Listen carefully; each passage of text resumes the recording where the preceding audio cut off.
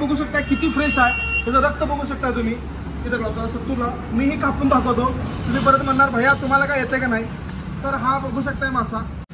NP fish company Karad आणि सर्व शाखा सातारा असेल, कराड असेल, इस्लामपूर असेल, वारणाकुर्ली असेल, कोल्हापूर असेल, सांगली असेल, तासगाव असेल, पलूस असेल, विटा असेल, जवळपास मित्रांनो आमचा पश्चिम महाराष्ट्रामध्ये आमचा व्यवसाय जो आहे पसरलेला आहे.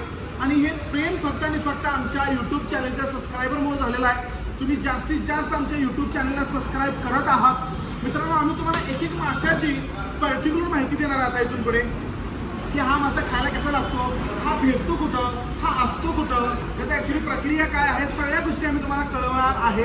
तर मित्रांनो हा फर्स्ट मासा जो आहे, हा मासा तुम्ही बघू शकताय. हा मासा आहे टाकळी मासा. त्याला मित्रांनो बरीचशीच नावं आहेत. पांडगा म्हणतात, पंकज म्हणतात, सिनन म्हणतात, त्याच्यानंतर वैशुगडा म्हणतात, बरीचशीच नावं आहेत. हा माशाला मित्रांनो काटा बिलकुल कमी असतो आणि साधारण ती बाजारभाव जे आहे 170-200 रुपये किलोच्या आसपास मिळत असतो. आणि मित्रांनो काटा कमी असल्यामुळे याच्यामध्ये चरबी जास्त असते. आणि आपल्याला ज्यावेळेस सुद्धा फ्राय करायचा आहे किंवा रस्सा करायचा आहे तेव्हा तुम्ही जर तेल नाही वापरलं तरी प्रॉब्लेम नाही आहे. ह्याच्या पोटामध्ये थोडीशी अलगद बकऱ्यागत चरबी येते. ती चरबी तुम्ही काढून जर तुमच्या मटणाचा जर समजा आपण रस्सा करत असतो त्याच्यामध्ये थोडीशी चरबी जरी टाकली तर ह्या चरबीचं तेल तयार होतं.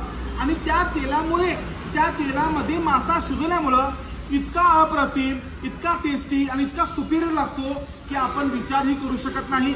मित्रांनो चला तुम्हाला आम्ही हा मासा कटिंग करून दाखवतो की हा मासा कटिंग केल्यानंतर कसा दिसतो आणि हा किती फ्रेश असतो या आमच्या कटिंग डिपार्टमेंटमध्ये.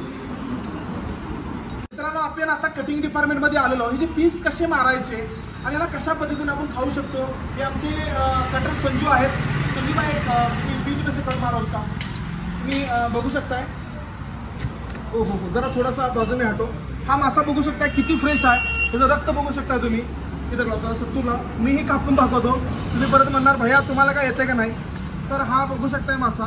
मित्रांनो हा जो मासा आहे त्याला बिलकुलही काटा नाही आहे कुठे सुद्धा. आणि तुम्हाला चरबी जी सांगितली होती ती प्युसल चरबी इथं अवेलेबल आहे. ही तुम्ही चरबी काढू शकताय आणि तुम्ही ह्याचे सुरमईगत असे गोल गोल गोल गोल पीस मारू शकताय. आणि सुंदर असं याचं तुम्ही फ्राय करू शकताय, रस्सा करू शकताय, त्याच्यानंतर तुम्ही काहीही करू शकताय. ते बघू शकता पीसेस. ओ हो हो हो हो हो क्वालिटी क्वालिटी क्वालिटी. आणि हा जो मासा आहे हा खरोखर अफोर्डेबल आहे. कोणताही व्यक्ती 5 करोडपतीपासून गरीब व्यक्ती सुद्धा ह्या माशाला खाऊ शकतो. आणि हा मासा खरोखर आय लव्ह इट.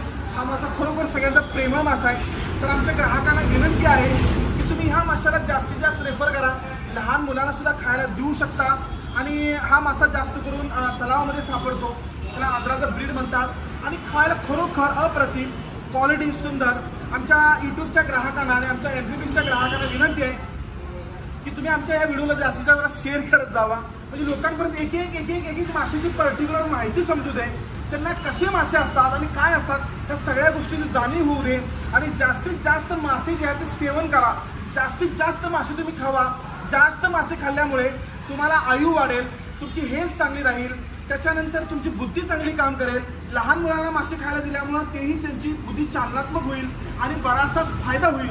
तर आमच्या यूट्यूब चॅनलच्या सबस्क्रायबरना विनंती आहे की तुम्ही जास्तीत जास्त व्हिडिओ शेअर करा आणि सबस्क्राईब करा आणि ती घंटा पण वाजवून टाका. आणि जास्तीत जास्त मासे खावा आणि खुश राहा. धन्यवाद.